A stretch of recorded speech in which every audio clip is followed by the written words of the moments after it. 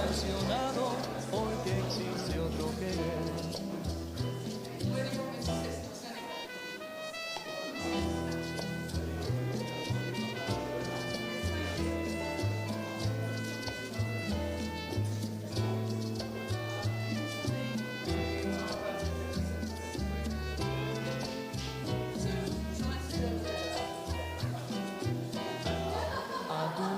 Vivirán y te hablarán como cuando estás conmigo, y hasta creerás que te dirán te quiero.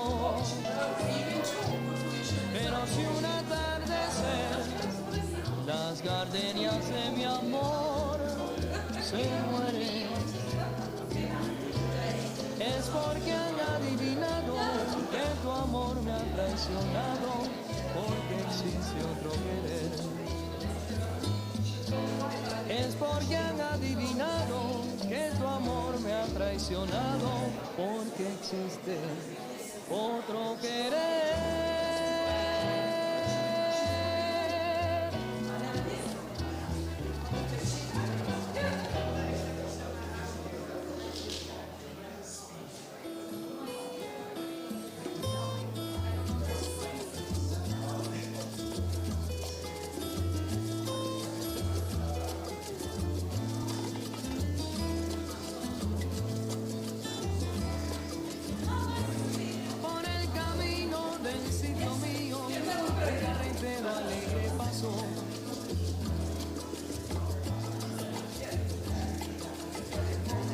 Y su tonada que es muy sentida y muy guapita alegre cantó.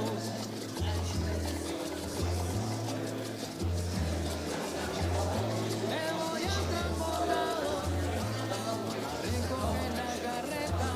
Me voy al transbordador a recoger la carreta para llegar a la meta de mi penosa labor. A caballo vamos pa'l monte, a caballo vamos pa'l monte, a caballo vamos pa'l monte, a caballo vamos pa'l monte.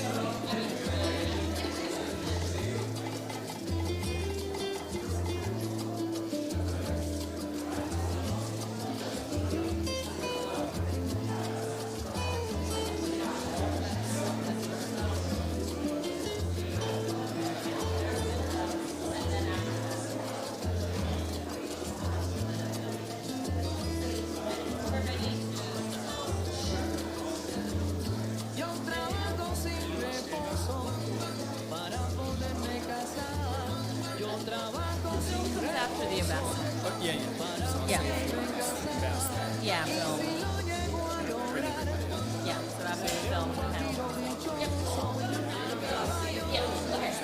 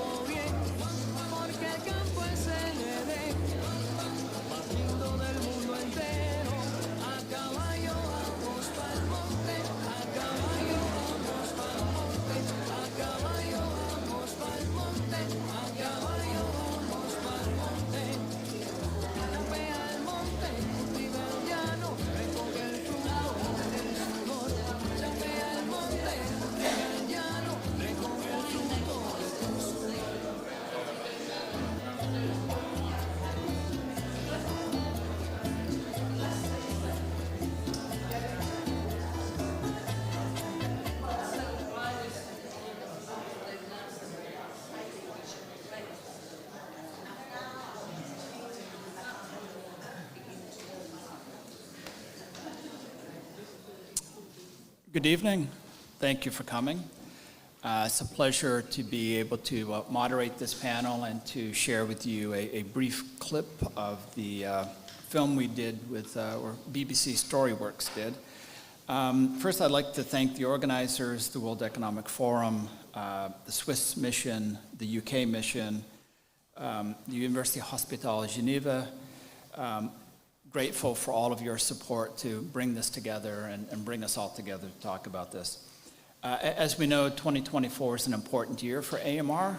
We've got the UN General Assembly coming up in September, and a lot of work leading up to that, as well as work coming after with the Saudi Ministerial, and even in 2025 heading into Davos. I think all of these things are critical to build momentum, to really enhance awareness and understanding of both the problem and the solutions that are needed in order to address it.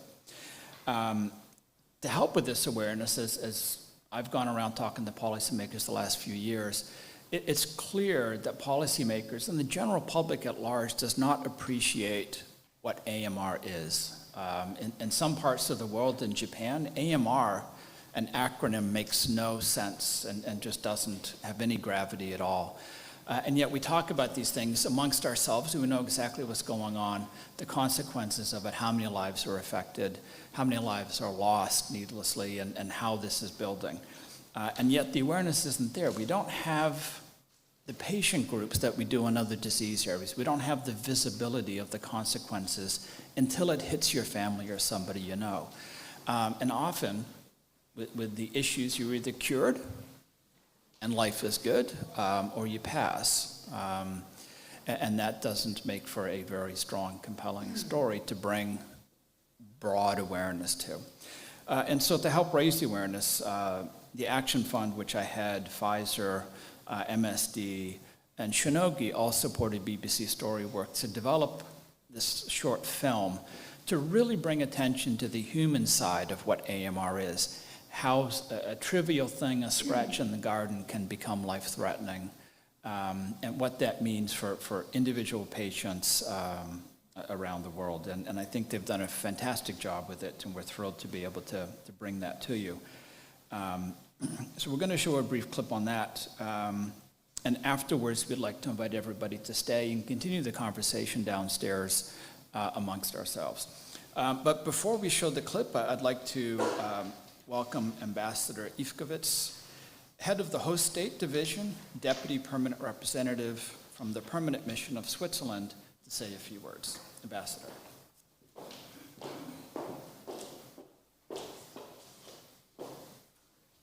Thank you very much, Excellencies, ladies and gentlemen, distinguished guests.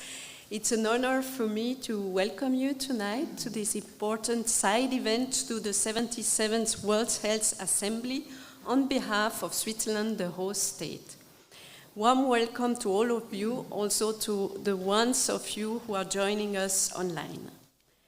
First of all, I'd like to thank the World Economic Forum for having taken the lead in putting together this event tonight. Today, antimicrobial resistance, AMR for short, is one of the top urgent global public health risks and a major cause of deaths globally. More than 1.2 million people die each year from infections which can no longer be treated because of resistant pathogens. This represents a greater number of deaths than those caused by malaria or HIV. Only in Switzerland, an estimated 300 deaths a year are due to AMR. Together with the international community, Switzerland is committed to preventing the emergence of new resistance, limiting its transmission and spread, and supporting research and the development of new antibiotics, diagnostics, and prevention tools. In 2015, Switzerland has adopted an ambitious national strategy based on a One Health approach. This strategy will shortly be supplemented by an action plan designed to fill the gaps identified and provide new impetus. The measures taken in recent years in human and veterinary health and in the environmental field are gradually bearing fruit. For the time being, the growth of resistance seems to have been stopped in my country. Now, I'd like to mention that Switzerland continues to rank among the countries with the lowest consumption of antibiotics. Ladies and gentlemen, how to tackle this growing health challenge? This is the question we will be discussing tonight. Allow me to briefly present what Switzerland is doing to address this challenge. We are working around 4 priorities. First, Switzerland is advocating more prudent use of antibiotics as their overprescription and overuse in hospital, veterinary clinics, and livestock farms are key factors in AMR. At the same time, Switzerland supports initiatives which promote sustainable and equitable access to antibiotics for patients around the globe with a specific focus on vulnerable populations. Second, strengthening surveillance by collecting high-quality data on AMR and antimicrobial consumption is an essential part of the response. Third, we must encourage the development of new antimicrobial treatments and provide funding to research and innovation. Let us be frank here. No single country can develop and market new antibiotics alone. That is why Switzerland supports the Geneva-based Global Antibiotic Research and Development Partnership. We have also been among the first to join the Global AMR Research and Development Hub, which seeks to facilitate global R&D priority setting and funding decisions. And fourth, we must continue to offer in Geneva the best conditions, services, and cooperation space to tackle the biggest global health challenges, including AMR. This is our commitment as host state, but also as donor and as a member state to the WHO, the Global Fund, and other leading international organizations. Geneva is a place where innovation thrives through partnership between member states, civil society, the private sectors, and world-class applied research around Geneva's University Hospital. Today's event is a testimony of how to connect such expertise. And your presence here is also a sign of the vitality of Geneva as a global health hub. Ladies and gentlemen, beyond the 77th World Health Assembly, the United Nations General Assembly high-level meeting on antimicrobial resistance in September will be an important opportunity to obtain concrete commitments to face this urgent global risk. We hope that the international community will adopt an action-oriented political declaration that will contribute to prevent this silent pandemic. Switzerland is committed to do its part in the race against resistance. I wish us a fruitful evening, and I thank you for your attention.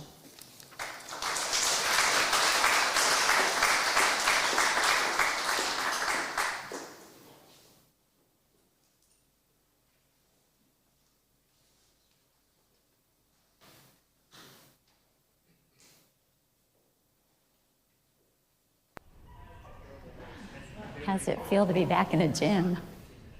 Yeah, I mean, it's kind of crazy. So much of my childhood was in this very place. Like, you would drop me off at 4 p.m. and pick me up at 9 p.m. and have dinner in the car, and then I would come home, do all my homework. I know, that was just the norm. We just did it. And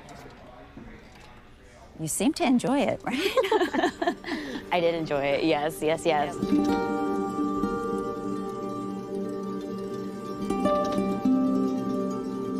I will always remember my freshman Ivy championships. It was like the biggest meet of my collegiate career thus far. Doing college gymnastics was a dream of mine. I remember saluting the judge, getting ready for my bar routine, and just letting muscle memory take over.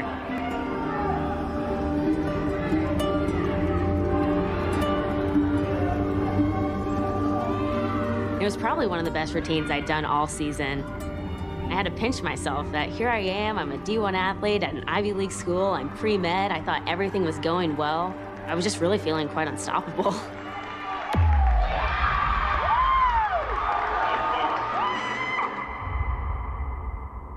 Within a week, I hit the lowest point I've ever been at in my life.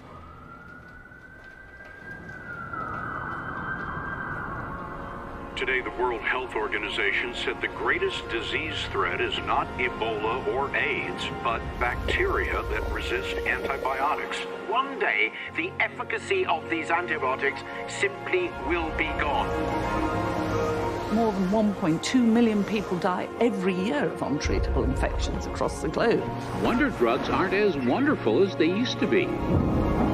Drugs that we've relied on don't work anymore. We are sitting on a time bomb. 1932, sulfite 44, 45. Without them, all hell breaks loose. Chemotherapy, rape, cesarean section, organ transplant. We will enter a crisis. All of modern medicine sits on the shoulders of antibiotics. This is one of the most significant existential threats to humanity.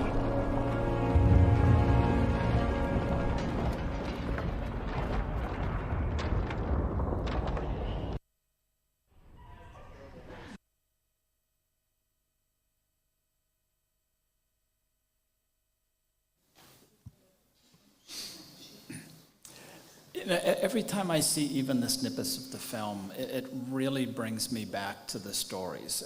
And Tori's got a very compelling story. In the prime of her life, young, athletic, healthy, and came to death's door with a drug-resistant infection. You know, how she got it, who knows? But this is the issue of AMR. It just comes and hits you without any anticipation or recourse, and there's really very little we can do other than go back to how physicians treated people in the Civil War and hold hands and pray when there's no more antibiotics left. This is a film, and I'd encourage you to see the whole thing. I think it's worthwhile. There are other very compelling stories in it, and we weave in some innovation opportunities and promise and so forth. And you can see it from BBC Storyworks on their website as well as YouTube. And I hope you'll take advantage of it. I think it's only about 25 minutes or so. And we've screened this in London, in New York, in Washington, D.C., in Tokyo, in Ottawa, in various capitals, trying to help people understand the human face of AMR and use this as one of the tools for that. And it's pretty clear, as a scientist, you know, science helps us know what we can do to have an impact, how we can develop a new antibiotic, how we might define the problem of what AMR is and where it's heading. But we need to remember the why. Why are we doing this? It's not for great science. It's not to develop something. It's actually to cure patients of a disease and give them a long and vibrant life and allow them as human beings to flourish, and to enable everything else that we've developed in medicine, from oncology to transplants to new hips and knees as we age, to be able to do those things that we need to have a long and healthy and vibrant life. And we always have to come back to what we ought to do and why we ought to do it, and not just how we go about it. So as we move into the panel, I think it's important to remember this and to frame the discussion exactly this way, that there are lives, millions of lives at stake, and that there's purpose, imperative, and urgency that we deal with it and address it now before the problem gets worse, and actually bring it back under control. So with that, I'd like to introduce our panelists and ask them to come up. May sit wherever they wish, but we'll start with Dame Sally Davies, United Kingdom's Special Envoy on AMR and truly an expert in what we need to do from a policy standpoint. Sally? I'd like to invite up Professor Stephan Harbarth. He's Head of Service, Infection Prevention and Control Medical Department, Geneva University Hospitals. Dr. Shyam Bishen, Head of Center of Health and Healthcare, World Economic Forum. And Dr. Marijke, Wijnroks, Head of Strategic Investment Impact, the Global Fund. So thank you all for joining me. I think we'd like to make this very interactive, both among the panelists and with the audience, and we will certainly have time for questions from the audience as well. But maybe just start, Stephan, we'll start with you and work our way to me. If you could just give 2 or 3 minutes of opening remarks and how you view AMR and the story here. Yeah, thank you, Henry. I was asked to provide a few anecdotes from my clinical practice. So first, I can reassure you, HUG is still a safe place. So just in case you have to unfortunately attend this institution, and some of you live in Geneva, of course, it's a safe place. But still, AMR, of course, is a challenge, a daily challenge for us. So what did I see today? Today we had just a discussion around a patient, immunocompromised patient. She was in the hospital for 3 months and she was supposed to be discharged, to go home. And she caught a nasty superbug called Elizabeth Kingae, really very rare, multi-resistant. So challenge, she has to stay in the hospital. She needs to get complicated treatment, costly. And you can imagine somebody who has been in the hospital for 3 months and who's told, hey, you have a pneumonia, you have these bugs in the blood. It's scary. It's at the moment not life-threatening, but it's really, you know, the kind of thing that you try to avoid. Then, of course, you have other situations, even in the community. We have, every day in Geneva, we have patients who have kidney infection, urinary tract infection, with some nasty resistant bugs. They cannot be treated anymore in the outpatient setting. They have to come to the hospital. We have even deadly cases of multi-resistant infections. 2 years ago, a patient who was here, she came from Cuba, 55-year-old diabetic lady who was supposed to visit her family, her grandchildren. She stayed for 6 weeks in the ICU with a very nasty multi-resistant staphylococcal infection in the lung, and finally she passed away. So yes, even in Geneva, despite all the high levels of care, you can have these kind of complications. And last but not least, of course, I'm also in charge of infection control, and it's a daily challenge trying to prevent multi-resistant hospital-acquired infections. We have resources, we have knowledge, expertise, but I can tell you, every day we struggle. So just to finish this kind of little, very short introductory note, we are a country that has a humanitarian mission. We receive patients from the Ukrainian-Russian war, and unfortunately, they are often, very frequently contaminated with highly resistant superbugs. So here we struggle. In Zurich, they had an outbreak. It's not in the media, but they had to close for some time their burn ICU, you know, related to this kind of importation. So definitely, even in Switzerland, one of the wealthiest countries on earth, it's a daily challenge. And I think you bring up a good point, which I think we all recognize, especially from COVID. The world is a very small place, and high resistance in one country will move to other countries. And once the genie's out of the bottle, there's no way to put it back. Maybe I can jump to Shyam and Marijke. You know, AMR clearly poses a health problem, right? Estimated 5 million. I think that's an underestimate. Deaths annually growing to 10 million by 2050, probably much more if we don't get ahead of it. You know, but behind the direct impact and indirect impact on human lives and livelihoods and flourishing, you know, there's also an economic case to be made and discussed. And so from your perspective, what are the key issues that global financiers need to understand about the economics of AMR and how we have not been attentive to that consequence? Thank you, Henry. Thanks for having me here on this panel. First of all, let me just say a couple of words about the World Economic Forum for those of you who may not know what the organization does. Okay, that's good. We're in Geneva. So we are basically a public-private platform.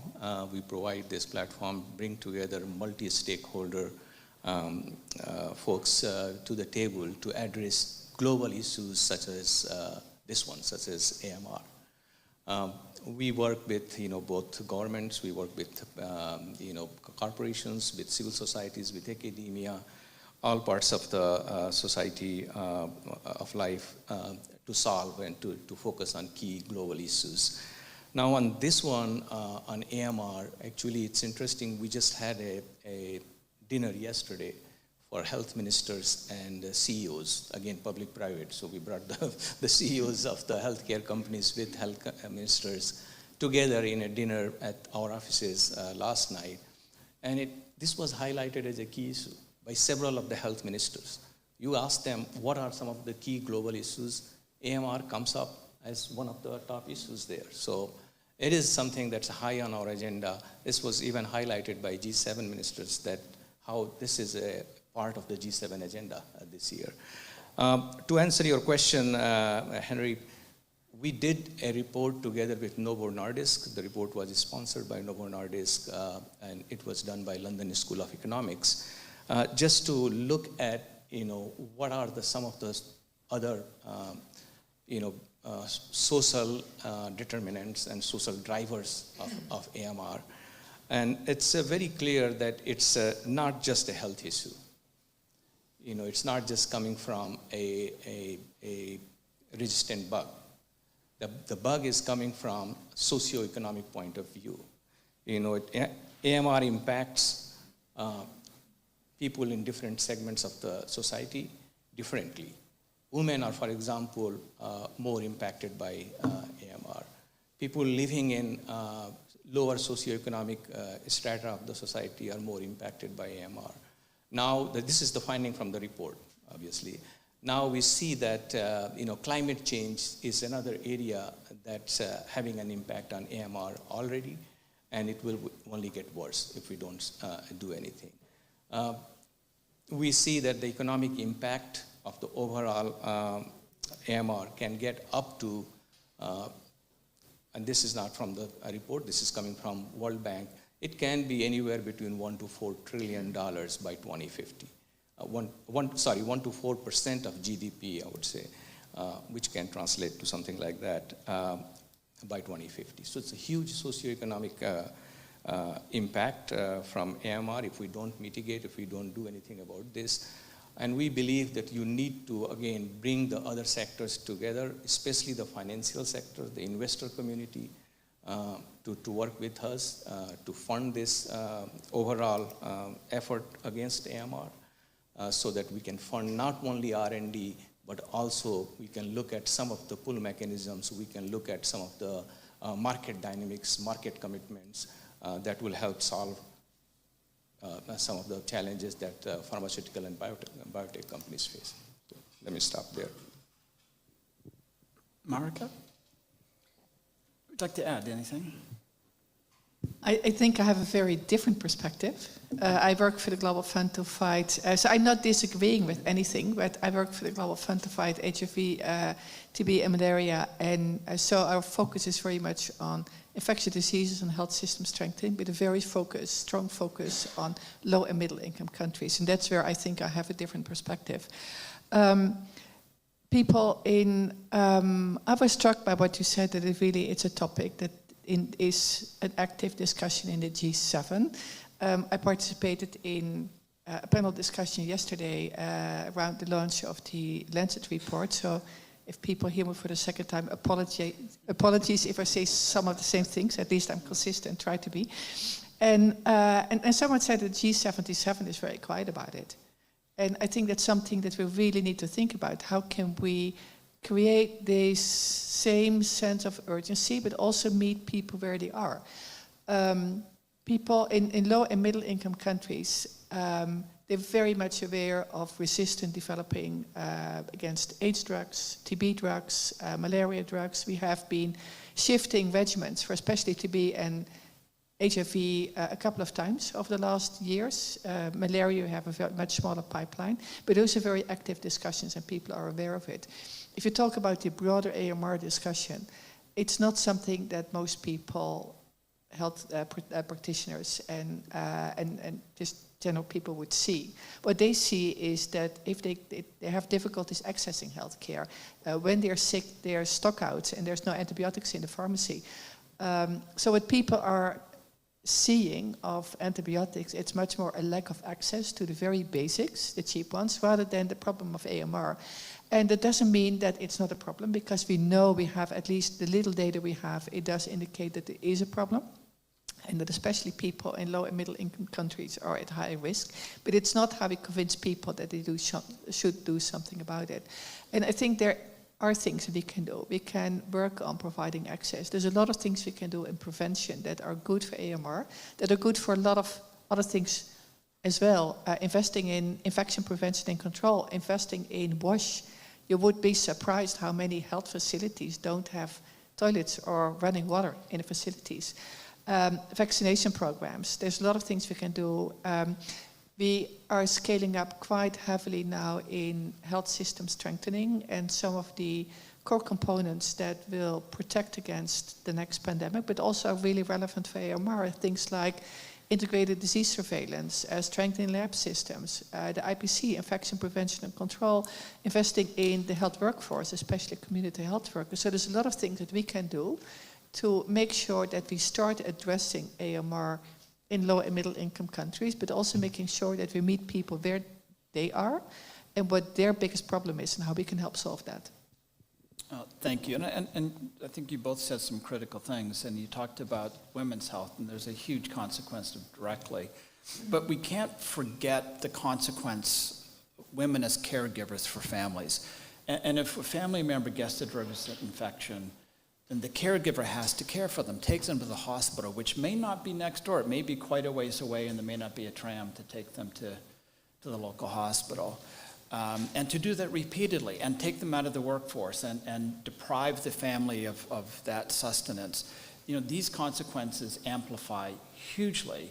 Or when the caregiver themselves gets sick and with an infection, and then the family suffers without that support. So there's many depths of this. You know, both in high-income countries and in low-income countries that really amplify the consequences. So question for you, Dame Sally. I mean, we've known about AMR for a long time, and I think we can go back to Fleming's prophetic warning of what will happen when we abuse antibiotics, and yet we have. And we see it happening all around us. You and others have been driving awareness on this issue and driving for policy changes to address it. How do you see progress in this area? I'm sure you're frustrated, but yet we're making progress. You know, and which approaches have been successful in convincing decision makers? And really, how do we transition from talking to health ministers to finance ministers? Can I say that I hate these chairs? If I sit in a chair like this, I want a martini. A martini for Dame Sally. Thank you, Henry. Well, I've been working in this field for more than 12 years. I think progress has been slow, but we are getting there. I mean, you know, 3-4 years ago, we were saying, should we call it AMR? No, because the public don't understand it. Funny they understand HIV. And now we're not having that conversation because we're getting breakthrough. I think we've done a lot, and this could be a pivotal year. It depends on all of us to make it a pivotal year. When I started on this, I went to see ministers and I said, this matters. Now, I was lucky. I was Chief Medical Officer for England, which made me the Senior Medical Advisor for the UK, so they had to listen to me. They didn't have to take action, but they were persuaded. And one of the things that I did was ask the Prime Minister to commission an economic analysis, because I looked at climate change, which is very complex. I looked at AMR, which I knew was complex, but actually, year on year, I see yet more complexities, and I could see that if we understood the economics, we'd do better. So we commissioned, on behalf of the Prime Minister, Jim O'Neill, to do that land-breaking review, and Anthony, who did most of the economics, is here at the back and can speak to it. And that really moved us forwards. I think another thing that we did when I persuaded our Chancellor of the Exchequer to give us £200 million for the Fleming Fund was to commission the IHME to do the global burden of disease. Again, we got data. And I think if you want to move things forward, you need to understand the impact, and this is about health security, Food security, we've only talked about human health so far. Economic security. You need some data, but then you've got to have the stories. And Stephan, those were wonderful stories, and I've got stories too. We all have that we can use, and that's why I think this is such a good film. But then you've still got to move it forward. And I was doing a masterclass for a colleague who's running a diploma course in health diplomacy, and I said, you know, the water on a stone technique's quite useful. And if you think about it, that I have just been dripping, talking about AMR in my country to ministers, it does mobilise if you've got good stories. But the media can help, and that's very important. Getting leaders to get it. So David Cameron was very important. We ran a meeting, to which you came, thank you, and so did Shyam, a couple of weeks ago, and Prince William came and then hosted everyone at St James's Palace. That helped. That got it in the media too. It helps move things forward. So I'm always looking for data, stories, how we can support other people to do their bit, because this is the biggest tent you've ever seen that needs to move it forwards, and then trying to involve the public. And actually the media are very important there. How do we tell stories that get the media? I was interested, I ended up doing a front page, being interviewed for a front page thing on The Guardian, 3-4 weeks ago, talking about my goddaughter who died 15 months ago of AMR. And that has rattled around the world. I had, emails from people all around the world that they'd seen it and everything. So sadly, she, as she asked, has helped in this. We've got a musical, and you know about this, and actually it's going to be playing all of September in New York, but it was sell-out at the Edinburgh Fringe, sell-out in Washington for a week, in Atlanta for a week, and that is wonderful for getting people involved and thinking about it. I mean, we had them play for an hour in my college, Trinity College in Cambridge, and 120 people came and stayed for dinner. And I've never had an atmosphere so engaged and excited about it. We have to do it at WEF, actually. It is wonderful. Yep, that's the next thing. It'll cost you a bit, but not a lot. You'll be able to. So that helps. I'm delighted that when I retired from being CMO and became the Master of Trinity College, the government asked me to go on this work as AMR Envoy. But wow, it's great now that we have ambassadors for AMR, and we've got the two leaders at the back, Malin Grape from Sweden and Manu from Germany, who are also leading this and talking about it not just in their own countries and getting action, but helping wind it up globally. We could do with a few vets around the place who were into this, and we've got Mike Sharland doing the data around the place, but we've got to break out of our echo chamber into every other one that there is.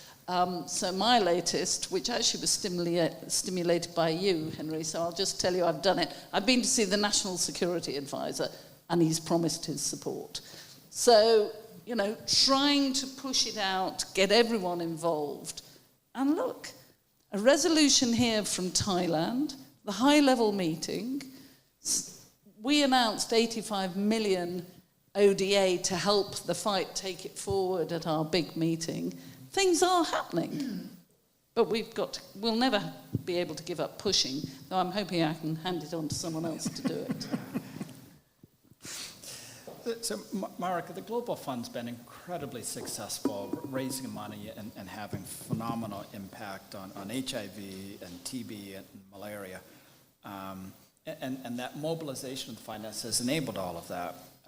But most health issues continue to be underfunded, and we know that many of the country AMR action plans are underfunded if they're funded at all. How do we take what you've done, what can we learn from that, and how can we apply aspects to AMR, and what would it take to ensure sustainable financing in AMR? That's a lot of questions in one. And because the organization was kind enough to send the questions in advance, I could ponder a little bit on it. I think a couple of things that I think would be helpful. I think the first thing, if you look at how the Global Fund started, how also then PEPFAR started, we didn't do everything at the same time. And it's very often in HIV, it was always, people said we built the boat while sailing it. Some people say built the plane by flying it, which I think is a little bit more scary. So let's stick to the boat. But it's also, we started small. We started also in quite a vertical way, because when the Global Fund was created, the lack of commodities was the biggest problem. And it was just, how do we make sure that we create a market that innovates, but that produces commodities that are accessible and affordable, and we can get to people. And then bit by bit we could build on it. And I don't think it was ever such a really deliberate decision to do it that way, in a very iterative way, but I think it has been really critical for success, because when in 2000 there was the UNGAS on HIV, the first time ever that was a special session of the UNGA on a disease. And treatment barely made it to the outcome document, and it was really thanks to the activists that it made it in the outcome document. And I was working for a donor then, the Dutch government, and we thought, how are we ever going to do this? Because it's very expensive, the regimens are very complicated, the capacity is very low, it's going to be impossible to roll it out. And actually, we were proven totally wrong. And it was just by creating a virtuous circle, by making a commitment, by making funding available, by demonstrating that we could deliver. There came competition, we created the health market, we could incentivize simplification of regimens. So it was a whole process that was step by step, and that really then led to sort of increases in access to treatment that I don't think anyone, even activists, would ever have thought would be realistic. So my first advice, because when you talk about AMR, it's very often, it's complicated, it's all the sectors, you have to work on all the things, and you have to have access, and it's a lot of things. And if you make your life very complicated, you never get anything done. So just start doing some things that you can start working on, and maybe, because we talk a lot about human health, and that's also my background, but maybe it's not bad to start focusing what is the critical human health impact, and start focusing on that, and then start building, yes, get the vets involved and get the environment involved, but start somewhere and then build it up. The second thing that I was thinking, we really need to get the narrative right. And I just referred to that the G77 is so quiet about it. And I think to some extent because it's not so visible to many people in low and middle income countries who see much clearer that this is, what they lack is really access. And just to the basic antibiotics, access to basic health care. We have to take that into account. And we also have to, the narrative cannot be that low and middle income countries have to focus on to limit inappropriate use of antibiotics. Because if that's the narrative, people would see it. And especially now after COVID, where the sense of inequity and imposed priorities is so vivid, we're going to lose this. If people perceive that this is a first world problem, that now we have to limit our use of antibiotics because people in rich countries are afraid for AMR, we've lost the entire G77. So I think the narrative is in super actual important. fact, a lot of the developing world will need to increase their antibiotic consumption, but of the right antibiotics. Exactly. So, but let's be really, just get the narrative right. And don't start talking too much about the inappropriate use and the limitation, because a big part of the world, they don't see that that's their big problem, and they will not be part of it. National action plan, and I think, and then the access is incredibly important, and how do we really provide that access? And then the last thing, national action plans. I've never seen a national action plans, but I have a sort of natural skepticism. And I heard yesterday that 90% of the countries do have national action plans, and that is great. And Sally, I know that UK has a national action plan. I'm quite convinced it is good quality, it's prioritized, and it's funded. Exactly. Switzerland, the ambassador mentioned, Switzerland has a national action plan, full confidence.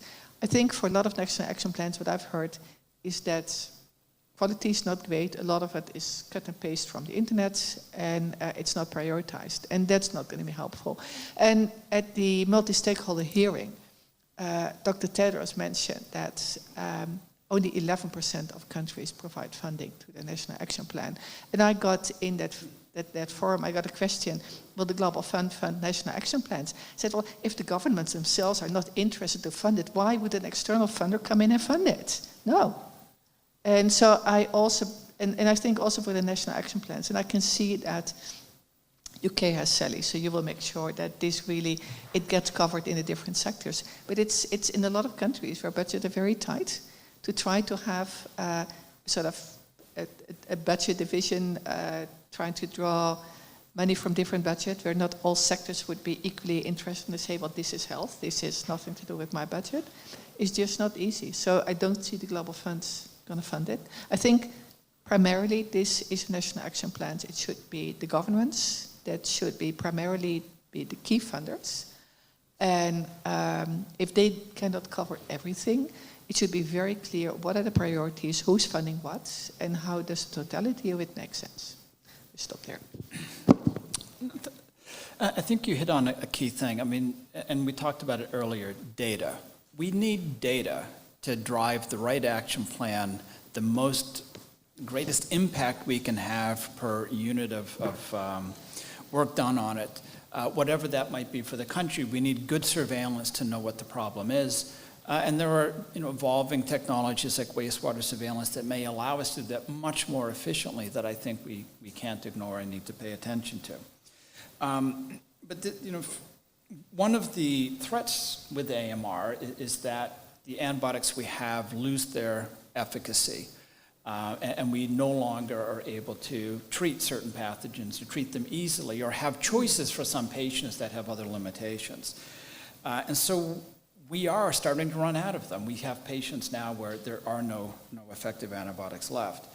But we are not replacing them fast enough. The pipeline has gotten ever thinner. Scientists who've been in this field are leaving it or getting older and no longer active. And so we're losing the ability to maintain effective antibiotics, even if we started to finance them today. So there's a lot of talk about ways to incentivize R&D, and some action has been taken, but not as much as we need to fix the problem, at least have antibiotics available to what we need as the pipeline goes thinner. How can we spur decision makers to act? And Shyam, Dame Sally, I'll pose this to you. You want me to go? I'll go. Go. Okay. So no, I think that's a really good question, Henry. We see, as I said earlier, we see that there are some push mechanisms. Obviously you guys are doing some of it in terms of R&D. How do we fund R&D, especially to smaller companies, biotech companies? And that is happening. Obviously, it's not happening to the level in terms of, that is required. We need more funding to do that. So that's on the push side. To what you were saying, Sally, earlier, bringing it to a higher awareness, higher visibility through WEF. We actually in Davos this year in January, it seems like last year, we did have a session on AMR. Unfortunately, we missed you there. You had to be somewhere else. But we had a very good conversation on this topic. How do we spur further development of new drugs? Because that we do see that's a huge problem here. Many of the companies are getting out of antibiotic development. And one of the problems that was highlighted by many people, not just by the private sector, not just by the pharmaceutical companies, by others as well, some of the health economics folks, was that there is not a strong pull mechanism. The companies, the drug developers don't see a return on investment. They don't see the market dynamics. They don't see commitments, the demand, that's needed to recoup the investment. So that's one of the key things that came out of the discussion in Davos earlier this year. One way to do that is to not just, well, obviously government has to play a big role there on the market commitment side, but also look at private sector, look at the philanthropic organizations. You saw how Gavi was created. It was created actually in one of the Davos meetings 23 years ago, how CEPI was created. It's not just one part of the, it's not just one sector. It's the government, it's the private sector. Philanthropies have a strong role to play here. So bringing, and then as also it was said before, bringing in the financial sector here, bringing in the investors here, to put some good pull mechanisms in place so that drug developers get really engaged here. So I think that's a key issue in my mind, Sally. Well, you're right. We need pull in incentives. Let me call out Carbeck's and Kevin's work in the push incentives. And actually, as I look in Britain, we've increased our funding at that end dramatically. We've had a lot of reports. We don't need any more from BCG, the R&D hub, that might be the same one, but various other people showing that we need pull incentives, we need de-linkage. And so we in England tried a pilot. I persuaded the chief exec of the National Health Service to do it. And what I was very proud about was it was a very open system of debate about how to best do it between our National Institute of Clinical Excellence, the health economics experts of York University, industry, and everyone. And we came out with a process which is now being simplified, and it was announced as part of our new action plan that it's going to be UK-wide and a much simpler process, and we'll go on. And what I hear from companies is, if only we could get that across the G7 and perhaps some of the rich countries of the G20, we would probably get there. So how do we bring the others in? And I think we've got to keep working at that. I'm disappointed that we've got some pilots promised. Germany, Japan, Sweden's doing an access pilot, but we haven't really moved to where we should be. So I'm pleased that we'll be able to share late summer from Anthony some more economic work, some work from around Europe on economics of the food chain and AMR, and from IHME some new global burden of disease work, and we've also commissioned, but I don't think it's going to be ready this autumn, some work on the global burden of disease in animals, and maybe that will help us move forward. But I think WEF you do because you come together, and that's why I'm very keen working with you. You have this platform of bringing everyone together. We may be able to move it forwards, as you say. The other people I've been working with for 4 years are investors. Now 100 trillion of investors. And they have developed a series of guardrails that they are going to start putting in place with the food chain firms.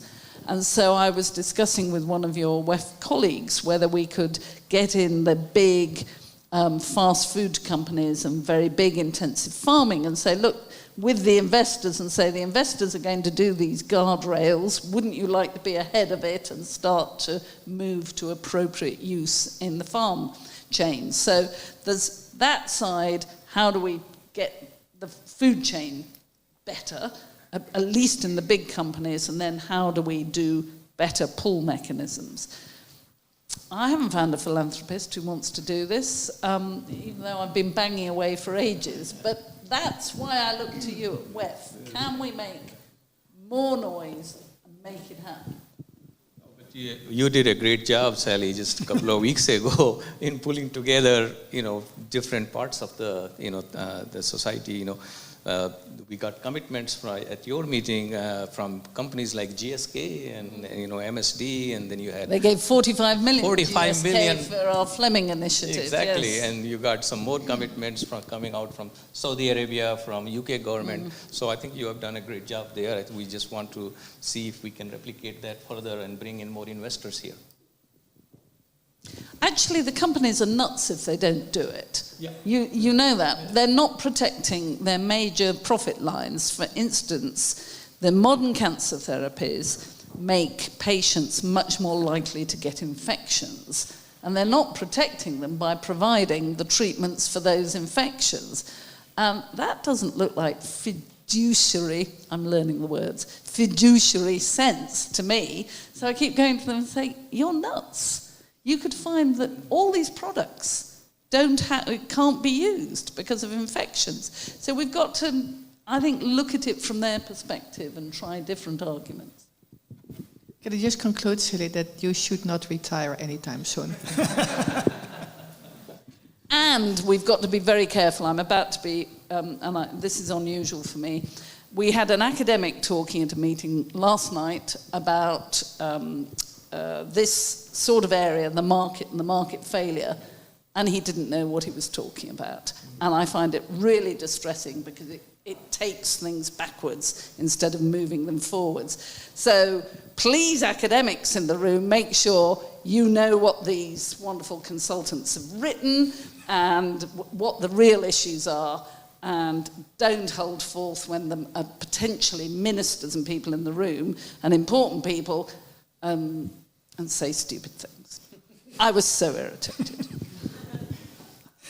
So I'll just add, we talked about new antibiotics. Let's not forget diagnostics are in the same basket. We desperately need good, rapid, inexpensive diagnostics to have a hope of providing the right antibiotic.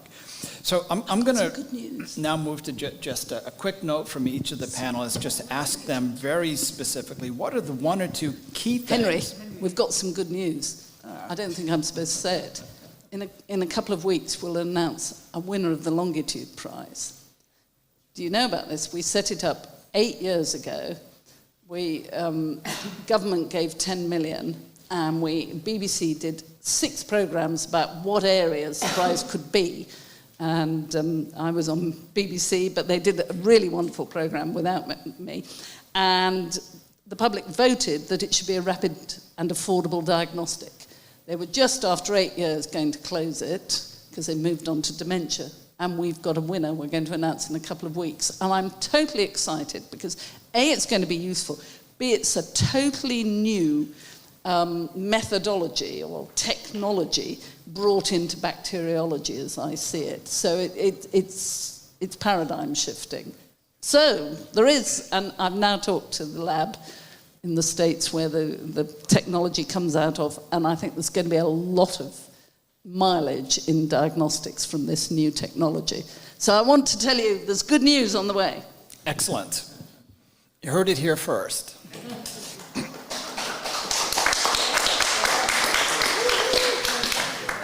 So very quickly, because I want to give the room time to ask questions as well. So from each of the panelists, starting with Stephan, maybe with you, what are the one or two key things that the world needs to do to ensure an effective AMR response that protects patients and our tools to save them? Well, we just heard that development of new drugs may be challenging, and I think especially in the hospital setting, the core business is prevention and control. And Dame Sally, you tell us that the UK is one of the best examples of a success story. 20 years ago, there was a huge problem with MRSA, the multi-resistant Staph aureus, and you had all the ingredients. It's a perfect textbook example of how you can combat at that time, one of the nastiest superbugs. There was political momentum. Tony Blair got briefed almost every week about the trusts and their, the benchmarks. You had a lot of momentum, a lot of leadership, a lot of accountability, and that's what we need in infection control. So I know it's not a technologic solution, but definitely that's something where we have to work all together. And last but not least, of course, when we talk about infection prevention and control, it's the basics. Sometimes you don't need so much resources. Hand hygiene, we are one of the centers of hand hygiene promotion in the world in Geneva. This is something which can be done very inexpensively, So therefore, the basics, first the basics. Thank you. Dame Sally. And you know who led that? It was our chief nurse. She was wonderful. I bow down to her, what she did. She was amazing. Well, I want to go, I believe all of that, and the basics need doing, and we need new drugs and better diagnostics. But I want to go to the other end, because we've got a high-level meeting, and we've started negotiating the document, and say that we want to see the establishment of an independent scientific panel on the evidence, which can help advise on targets, that can really advise on where to go next in an independent way that has some ownership from the low and middle income countries. So I want to see that. Well, who's going to take the decisions? Who's going to say that what they advise is the 1.5% equivalent for the world? Well, then we need to have a member state process, a framework, a bringing together that's voluntary, but those states that really want to work together on this can come together on a regular basis and discuss the evidence, the advice, and decide what they wish to do. This isn't something you can do at the WHO or the FAO. They do coordinate the quadripartite. That's fantastic, and we'd like to see that strengthened. But actually, member states have to come together, as they do for climate, as they do for tobacco, the Montreal Protocols, so many things. And once the advice is there, take some decisions about what they see as important. So I want to see those. Shyam? I agree with all of that, Sally. Yes. So, but just to add to that, I think it's really important that we continue to work on the visibility, on the awareness side. So the musical's coming to West. That's right. So that's right. That's right. Exactly.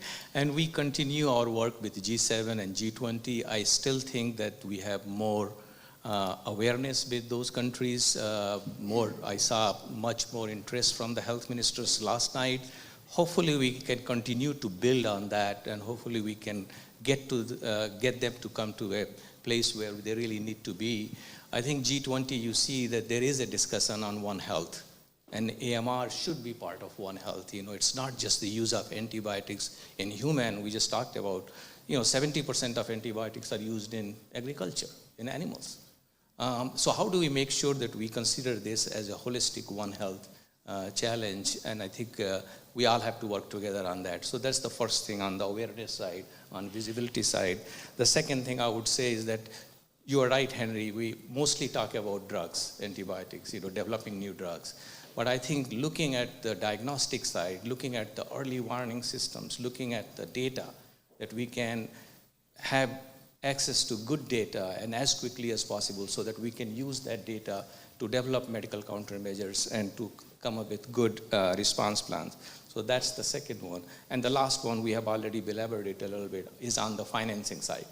Making sure we bring in all the right people here, the investors and everyone, to, again, go back to provide both push and pull mechanisms. Okay. All of the above. I really hope that the meeting in September will make a difference, that there's very clear targets and clear commitment, because otherwise it's just another high-level meeting, people go home and nothing happens. So let's try to make it as specific as possible and have that accountability mechanism. I think my key message would be just get started somewhere.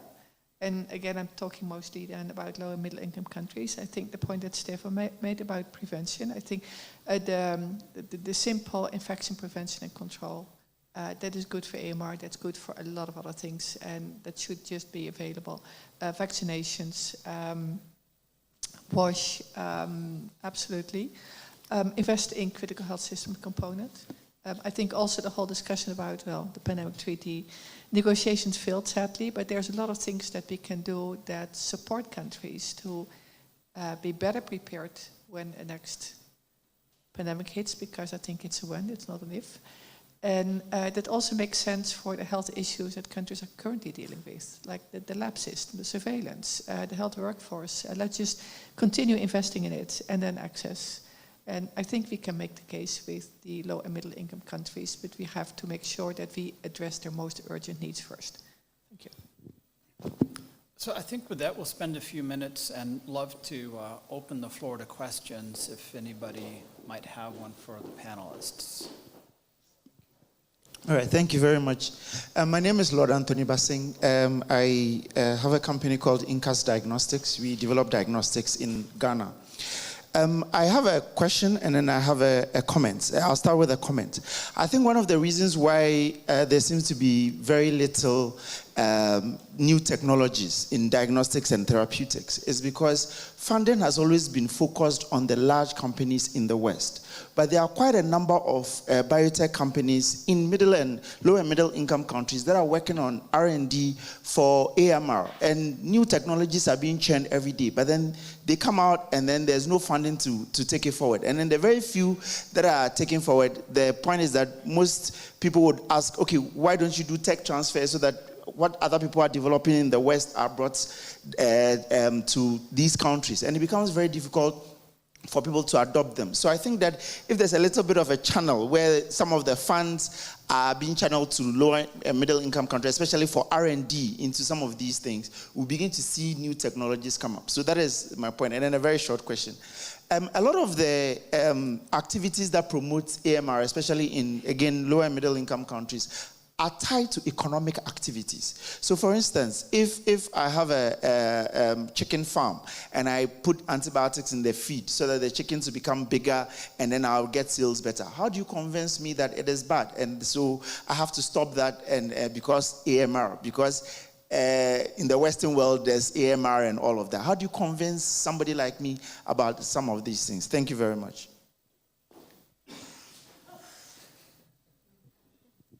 Frugal innovation, I buy it, and there should be much more south-north movement of exactly that. The problem with diagnostics is across the world that people come up with good ideas, but I don't know how you then get it into practice because of the models of care and the fact it's cheaper in most countries to buy an antibiotic than do a diagnostic. So I think we all share that problem, but you're right, frugal innovation is important. The other side of it, the growth promotion, is a very fair question. I have seen data that it's very small, and I absolutely accept that to take antibiotics out of the food chain, whether for growth promotion or growth promotion and prophylaxis, needs investment in cleanliness and everything. In Britain, they managed to take 59% of the antibiotics out of the food chain over the last 10 years, which means now that 30% of antibiotics in the UK are for the food chain, 70% are for humans. And they've done it by using vaccines and cleanliness. So that then takes you through to, have we got the best vaccines that you can use, and are they affordable? Because if we can get the right vaccines and make them affordable, that moves you forward. And how do we help get the investment to put in place the cleanliness called biosecurity? And so that's why I want to aim at the big intensive farms to start with, not the small farmers, because I think it'll be much more complex for the small farmers. That said, we have a lot of stories of how from chicken farming, pork farming, being the two most important that I'm aware of infections going to the people who look after those animals, resistant infections, and then transmitting also through the abattoir and the food chain.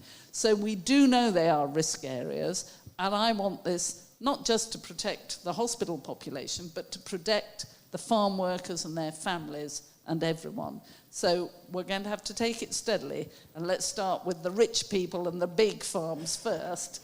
But in the end, it's in everyone's interests, particularly the farmers, that we find ways to support this. Just to add to that, Sally, talking about big farmers in rich countries, I come from US, and I see a lot of people here, and they may be familiar with this story.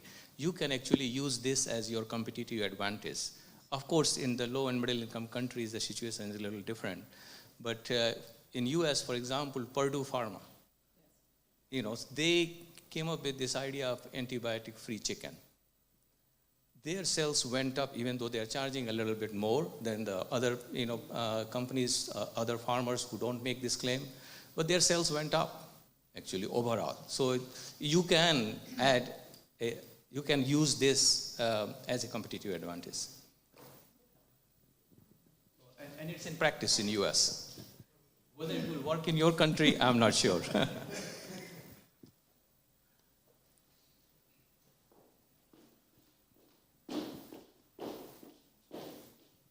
Thank you very much. If I may continue, my name is Gada Zubian. I'm from the International Center for AMR Solution.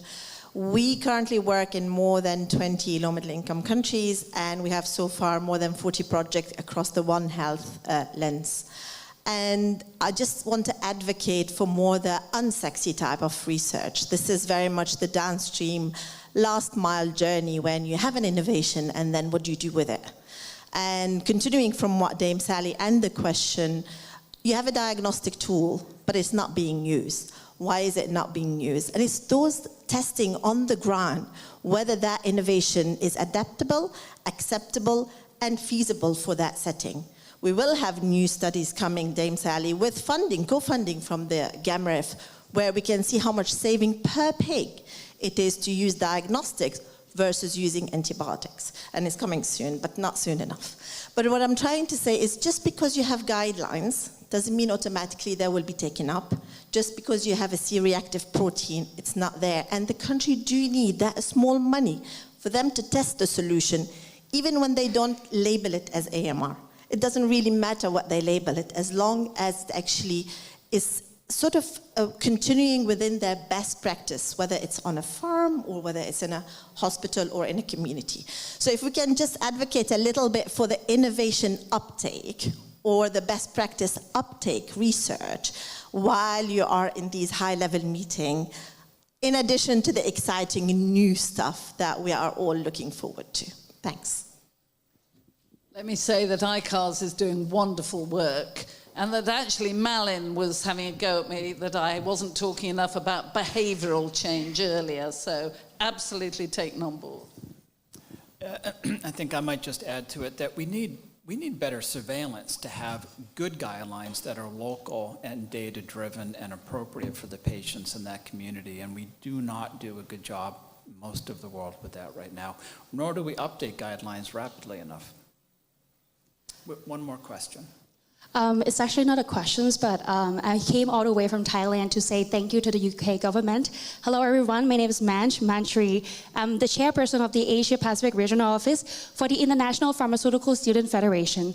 I'm very advocate for AMR, and the reason why I'm here is because this year we are going to have the very first international pharmaceutical AMR Youth Forum in Thailand for the first time.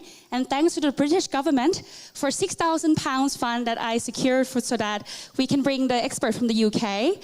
And also our student from Asia Pacific region will be able to visit the lab in the UK for 1 week. Because what I'm telling you is that I'm the part of the privilege, and I'm using my ticket to be here to tell you that as a student, I'm graduating 1 week. If I pass my exam, so please pray for me. Yeah, please. And I'm also the future pharmacist, and I do see the threat of AMR, and that I have been spending 6 years, everyone, 6 years to study about antimicrobial resistance and antibiotics. If in 5 years all these antibiotics doesn't work anymore, I don't want to restudy again. So please help me maintain my knowledge, and please keep our profession going. And thank you for the floor and all the work that all the governments, all of you sitting here have done.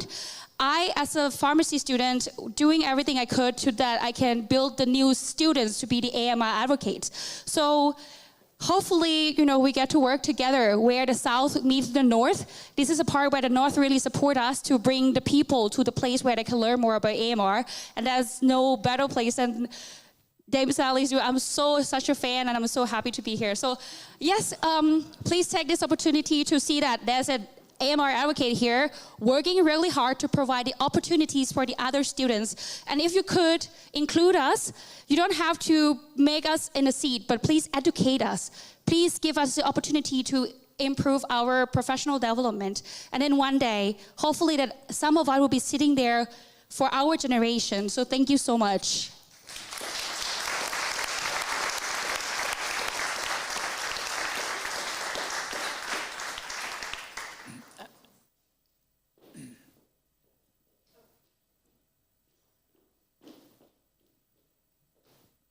Hi, I'll be quick because I'm between us and snacks. Yeah, my name is Cynthia Whitney. I'm the Executive Director for Child Health and Mortality Prevention Surveillance, or CHAMPS.